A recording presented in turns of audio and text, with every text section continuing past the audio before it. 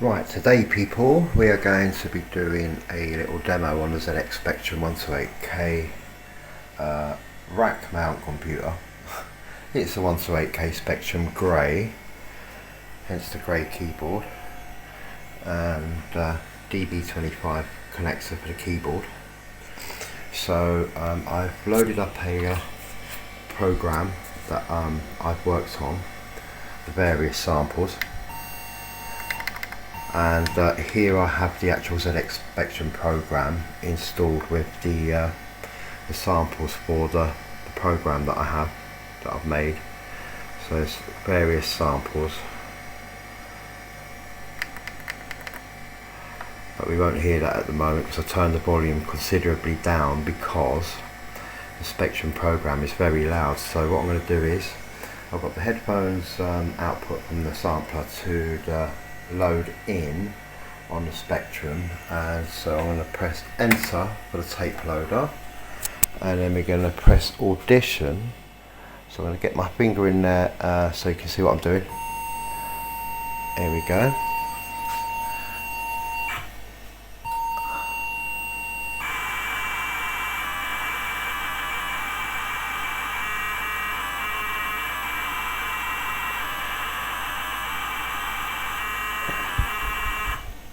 So how I got the program into the sampler was basically swap these cables around. So basically that's the output, and then that's the record, and then set to record, and then basically save the actual program. So this is how I do it. So tap in save, and then not that I'm going to be recording it, but when I press enter on here, because it says press record and play and then any key, ready? So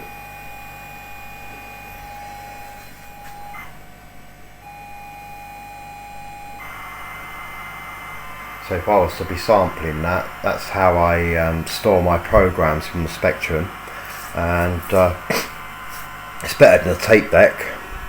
So really the sampler can also be used as a data recorder for the Spectrum programs that I make, be it this time it's MIDI. And so what I have is this thing's called A string, B string. I haven't got all the way down to G string yet, but I've got down to F string. So basically what a string is anything contained in quotation marks.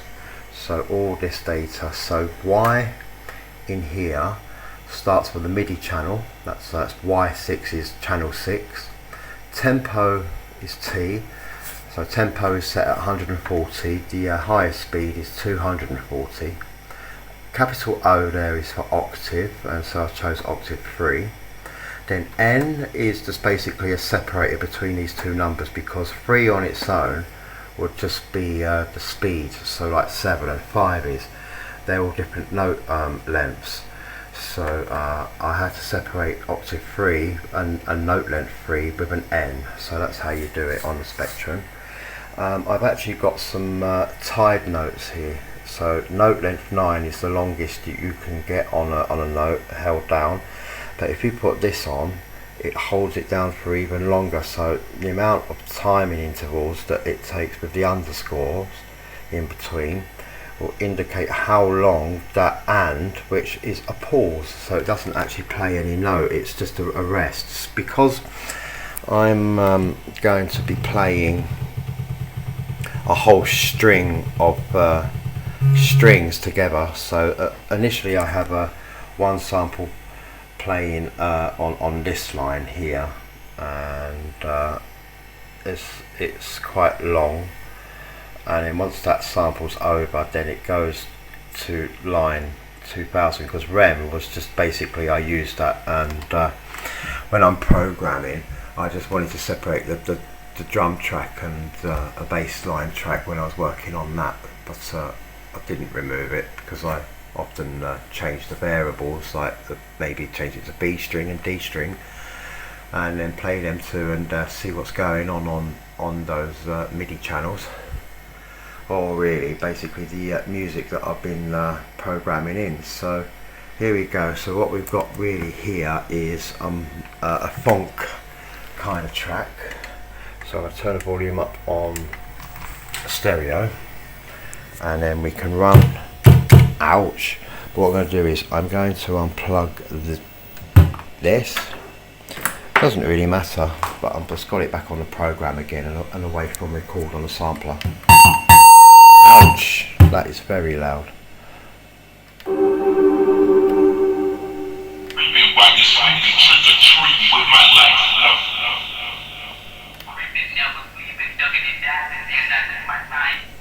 Anyway, we get the idea.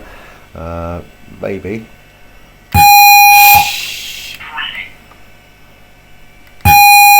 These are ZX Spectrum programs. Got some various samples. I'm not playing that again.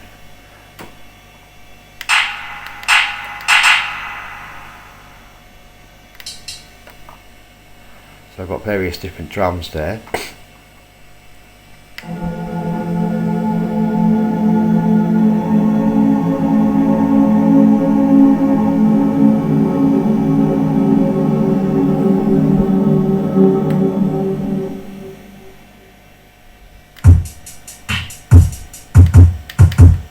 Okay, so let's run this program and see what happens.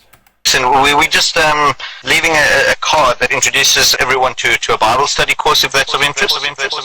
Yeah, if you can just post it through, don't leave it with me, mate. I'm just having a wank at the moment. Okay, yeah, no worries. Okay, thank you. You have a good day. Bye. I Bye. will do. I'm nearly finished. Bye bye.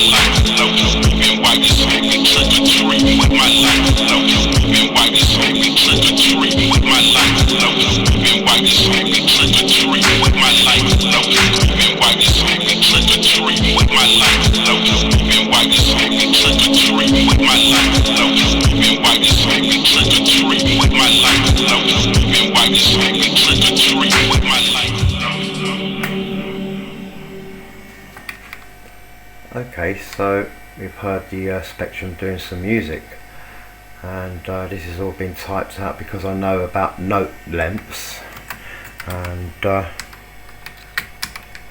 yeah, it's quite fun.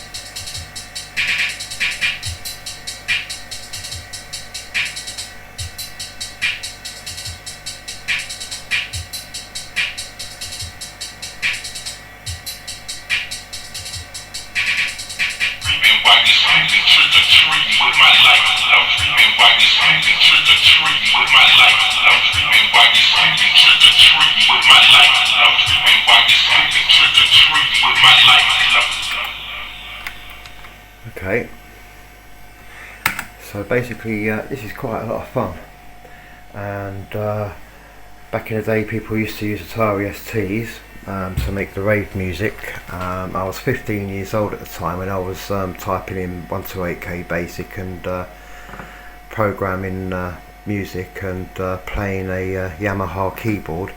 But it's a shame my dad wouldn't buy me a sampler when I asked him. There was a Nakai A3000, I think it was, in a music shop down the town where I lived in Kent at the time, and but never mind.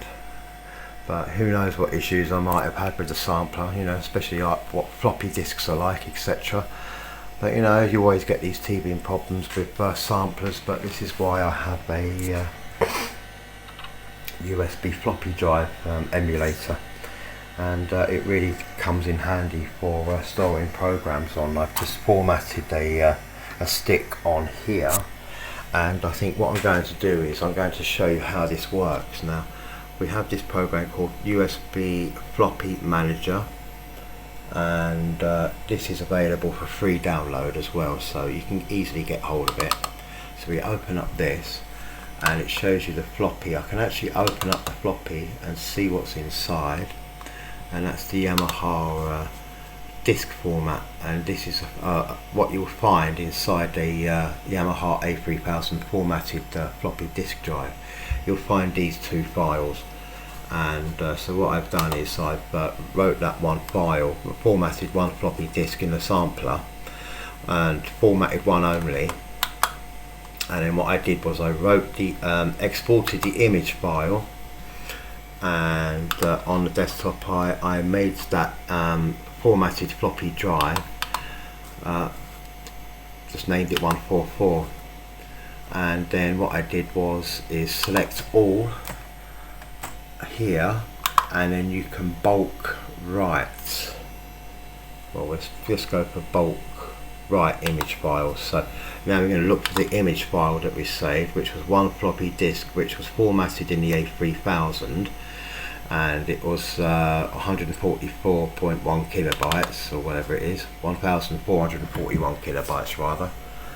So now we're just going through the process of doing all the disks, 100 of them, and they'll all have the A3000 floppy disk drive format on each of those virtual floppies. So that's done. So I'll unplug the USB stick and then plug it into the sampler. Now, I've actually saved my program into this sampler already. I think I need to update it, because I actually know, I think I have, but working on this, it's best to save, and just in case. So what I could do is, well, this is the hard drive that I'm saving on. So yeah, so what I'm going to do is, right, I'm going to skip that one, skip. As soon as I see ZX program here, I will replace, because it's a ZX Spectrum program. That's it, Killer Funk. So I'm going to replace this one, but it's not that one, it's Killer Funk 01. So we'll get there, that's the one, replace it. There we go, so that's all completed. Now, with the floppy disk side of things, I'm going to go here. I'm going to actually switch off my main hard drive, because when you plug in a USB virtual floppy thing, the actual hard drive that I have installed can interfere with it, so, and it stops this from appearing, the floppy. So the floppies appeared, 1414 kilobytes, that's the one. And what we're going to do is we're going to save, but I'm going to use the command button and save the program to floppy 01, so it comes up straight away because I've switched the actual hard drive off. So 000 is floppy 1, so I'm going to save, and we're going to go yeah. So this is how we save, and then the actual LED light on the green one, that is, it's flickering away. It's basically the same, it's doing the same thing as what the floppy drive does on its own LED light. It flashes to let you know that data's been written. So we're saving data onto the virtual floppy. What I'm going to do is I'm going to get to the second floppy and then we'll end this video here, but we'll just get to through the first floppy because it brings up a message saying that there's not enough space, but continue, and you hit OK, continue, and it will write whatever there is of the sample that won't fit onto the end of that floppy, or the virtual one. That would be the same if it was a normal floppy as well. If there wasn't enough space on it left, it would write a bit of it and then it would carry on the rest of the sample onto the next floppy. So this is what's going to happen here. So once we get to a particular point, we'll be able to put on the disk, well, 001, which will be floppy 2, and continue on the saving. But I will be saving this program onto this floppy and then porting it over to the PC, and then making a folder the same architecture as my hard drives in here, give them the same names, and put the virtual floppy in and pretend that it's actually the hard drive and program. So, but it'll all be done in floppies. But if I ever delete my hard drive inside the Yamaha again, like I did the other night, oh dear, then it's not going to be a big issue because I'll have all my tunes stored in here. So I'm going to have a fail safe. But yes, it does take quite a considerable amount of time to save on even a USB flash drive, and just because it's USB and it's not a physical floppy drive moving, doesn't mean it's any quicker, because we're dictated to the speed of the controller inside the sampler, which is going to read the data off the floppy drive at a set rate. It doesn't go any quicker just because I've got a magic gizmo in there. Unfortunately, I wish it did, but hey ho. But this is actually kind of a primitive file system really now, because this was I believe made in 1999 and well, released in 1999 and 2000 really. And here we go. So insert next FD will be wiped. So we didn't get the didn't have enough space, but that's okay. So we're got floppy 2 in now selected, and then we'll press OK to continue. So obviously I guess with my editing of samples since, I haven't been presented with not enough space left on the floppy continue business. So sometimes I demonstrate things and it doesn't always go to plan, like I say, but it's good to give you all the heads up on how this system works and or doesn't work. But anyway, we're saving onto floppy 2 now, and we get the point, and we're not going to be waiting any longer for my job to get done. But thank you very much for watching, and hope you enjoyed the Spectrum MIDI composing music funk kind of thing. But I'm going to record this track and would have pipes it through in a video with actual proper audio, which I'll record into the computer and straight from the sampler, and get a better quality recording, so it's not coming through the speakers like the rest of the video is. So the main track, when I'm playing it, will actually be re-recorded again into my computer, and then just basically mixed into this video. But anyhow, again, thank you for watching this video, and I will be bringing many more, as well as more on the controller with the sampler here. So I have the ability to control my sampler, providing it hasn't. Oh no, it's loading up something. Hang on, let's just take that out. That's why the buttons aren't working. Right, okay, so let's go in here, and I can select all the different sounds and stuff using the push buttons here, of course.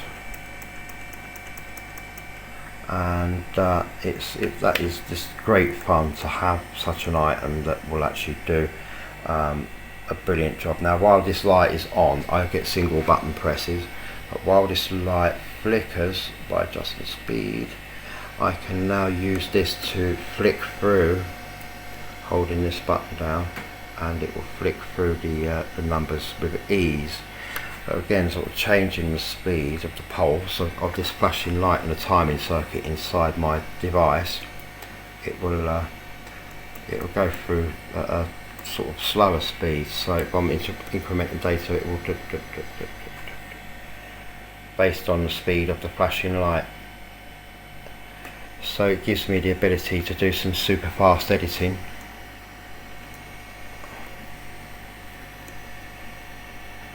And it's quite a doddle to use, really. Push buttons work. I will be getting the LED lights through after doing a little bit more mucking around with this thing. But you can see I've got a thing for DB25 connectors, and the modification that I used on the sampler again is a DB25 connector on the back of this sampler, and it goes to my, well, you can't see in the dark here, but it goes to the back of this this rack thing that I made, well, rack controller. And but yeah, that's a toggle button so that I can keep the light on just for single button presses, or otherwise just let it go and let the light flash, or I can just turn it up full speed and it will be flashing so fast that all I get is single button presses. If I hold the button, it doesn't skip through until I release it. It will change the value. But if I of course make this flash, then if I hold the button down, it will skip through because it's using the light dependent resistor to on the ground line of the push buttons only. I haven't got the flashing light on any of the other buttons. It's only working on the encoder left and right naturally because it makes sense. But it's also fun for playing with filters and stuff. I'm just going to select my next floppy disk and continue saving in the meantime. And you can actually control a filter while the sound is playing. See, I'm using the knob there, and it gets a little bit confused at first, but again, the dials aren't that brilliant, but the push buttons make up for it. This is the whole idea of having the push buttons, because the encoders wear out and I want control of my samplers because I enjoy using them, and I want to get back into making music on them again. And this is my way around it. This is my logical interface now for the sampler, and it was just an idea, but this idea actually works and I'm really happy with it. But the only thing is with these encoders is that if you turn them every other turn, it shorts out the all the pins, so I don't get any control. Oh, I do, but it catches up.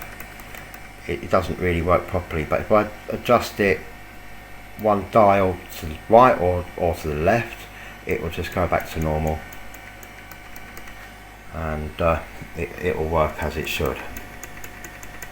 But yes, so if I find that a button doesn't work, it will be because I've got a knob shorting out, a dial shorting out on the pins. Every other turn is shorting out the pins. So if I turn it just once, here we go, and I should have movement again.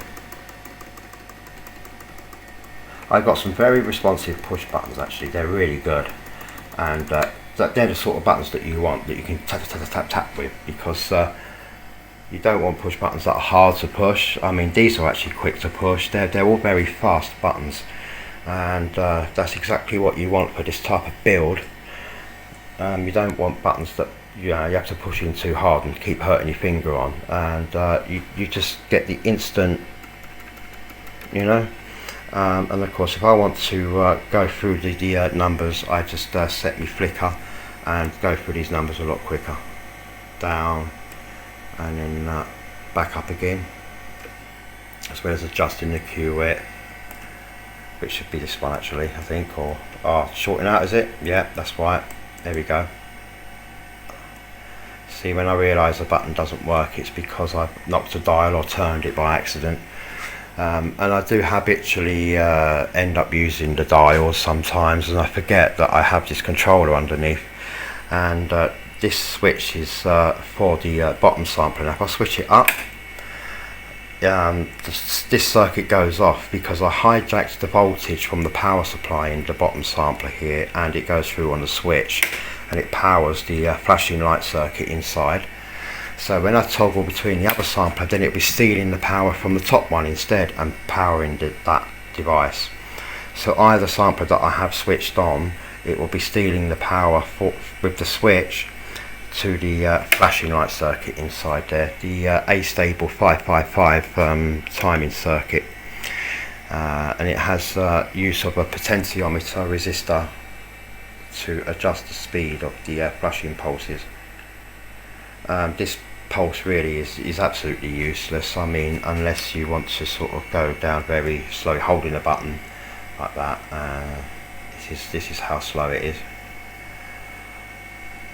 But a reasonable speed like this, that's pretty good actually. That's quite a sort of like a comfortable speed to go through something, because you can see what each thing is, and then you can stop saying, oh, when I get to delay 2 or something. Let's have a look.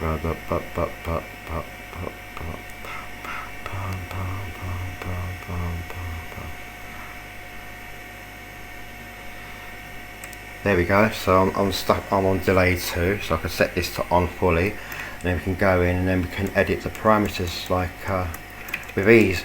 You know, imagine if you have a Yamaha A3000 sampler and you've used one of these before, you know just what a pig it is to be editing the effects when you go in there, because you want to get something done, but no, it goes up, down, up, down, up, down, up, down, because you're adjusting the encoder dials and the numbers aren't going the way you want them to go. But it happens when they get stuck. So again, this is whole reason for doing this, is to get the control that I want, and I certainly do get the control that I want, and I didn't use that and this sampler when making this track on the Spectrum. Actually, I used solely this top sampler with the hard drive in it. I could have put the hard drive in this one and then put that sampler on the top, turn that switch upside down, and that would have been the top sampler, and then and then this one would be the bottom one, and that would be ready to be modified next.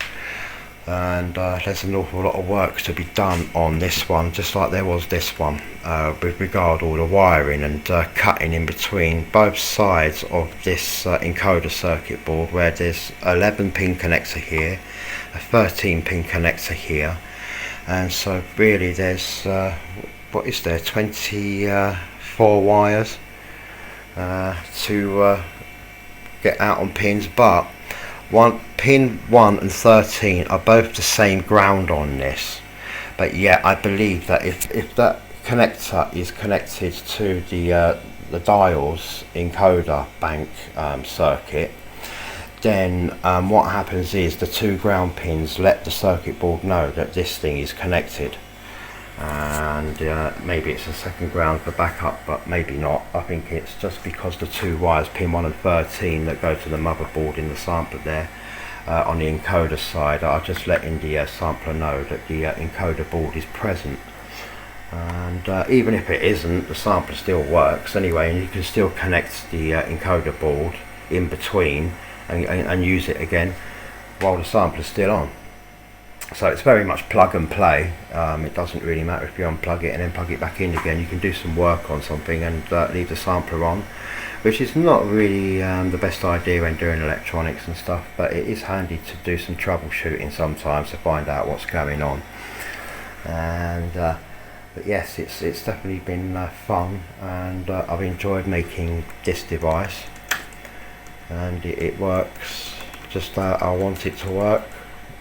We've got brilliant buttons. I've actually got some spare buttons as well in case any wear out. I haven't got any spare ones of these, but these push buttons have actually got LEDs behind them. That's why I mentioned about getting the LEDs through, because I want it to mirror the sampler that I'm on, and it will then be a little bit more logical as to where I am on the screen and what buttons I should be pressing. Because sometimes I think, oh, I've just got to think about, oh, that's this one, but it's not far off where it regards the dials. I did want to get the push buttons underneath each encoder, but that did not happen because these buttons are just too big to fit into a 3 centimeter space, and 1.5 centimeter halfway across that 3 centimeter grid is the center of each encoder, of course. I did measure this actually, and it's definitely 3 centimeters in between this. This is perfect. It's all done in centimeters, this, I realised. But anyhow, thank you again for watching, and all the best, and we should be posting more on possibly controlling 2 samplers with this device, not at the same time, but because that would just short things out completely and I'll be asking for trouble. But it may be possible actually to control them both at the same time, just for a laugh, but I'm not going to bother doing that. It's great as it is, and yes, so see you again soon everyone. Thank you very much. Goodbye.